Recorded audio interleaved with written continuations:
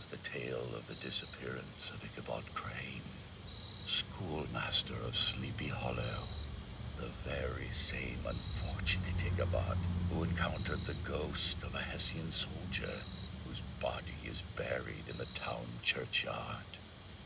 The specter is known at all the country firesides by the name of the Headless Horseman of Sleepy Hollow.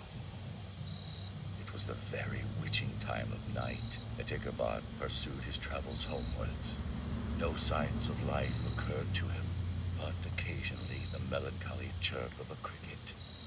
All the stories of ghosts and goblins that he had heard now came crowding upon his recollection. The night grew darker and darker. A small brook crossed the road and ran into a thickly wooded glen. A few rough logs laid side by side served as a bridge over this stream. To pass this bridge was the severest trial. This has ever since been considered a haunted stream. As he approached, his heart began to thump. He summoned up all his resolution and attempted to dash briskly across the bridge. Ichabod jerked the reins, and his horse, Gunpowder, plunged to the opposite side of the road into a thicket of brambles, then dashed forward and came to a stand by the bridge with a suddenness that had nearly sent the schoolmaster sprawling over his head. Just at this moment, a splash by the side of the bridge caught the ear of Ichabod. In the dark shadows of the grove, he beheld something huge, misshapen, and towering. It stirred not, but seemed gathered up in one group. The hair of Ichabod rose upon his head with terror. What was to be done? To turn and fly, 'twas now too late. And besides, what chance was there of escaping ghost or goblin? If such it was, then the shadowy object of alarm put itself in motion, for the scramble and a bound stood at once in the middle of the road. He appeared to be a horseman of large dimensions, and mounted on a black horse of powerful frame. Ichabod quickened his steed in hopes of leaving him behind. The stranger, however, quickened his horse to an equal pace. Ichabod pulled up and fell into a walk, thinking to lag behind. The other did the same. On mounting a rising ground, which brought the figure of his fellow traveler in relief against the sky, Ichabod was horror-struck on perceiving that he was headless. But his horror was still more increased on observing that the head, which should have rested on his shoulders, was carried before him on the pommel of his saddle. His terror rose to desperation.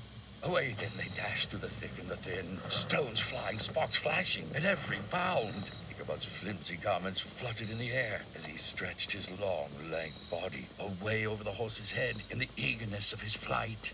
They had now reached the road which turns off to Sleepy Hollow, but Gunpowder, who seemed possessed with a demon, made an opposite turn and plunged headlong downhill to the left. This road led over a bridge to a green knoll on which stands a church.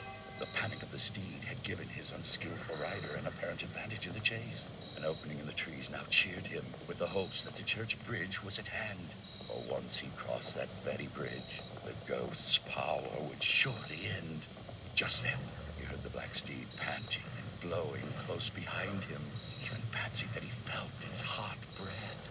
Old Gunpowder sprang upon the bridge. He thundered over the resounding planks. He gained the opposite side, and now Ichabod cast a look behind to see if the pursuer should vanish. Just then, he saw the goblin rising in his stirrups, and in the very act of hurling his head at him, Ichabod endeavored to dodge the horrible missile, but too late. It encountered his cranium with a tremendous crash. He was tumbled headlong into the dust, and Gunpowder, the black steed, and the goblin rider passed by like a whirlwind.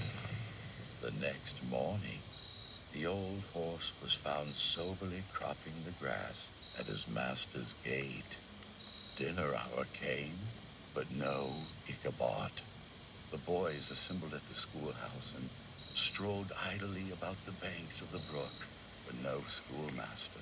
And after diligent investigation, they came upon his traces on the bank of a broad part of the brook, where the water ran deep and black.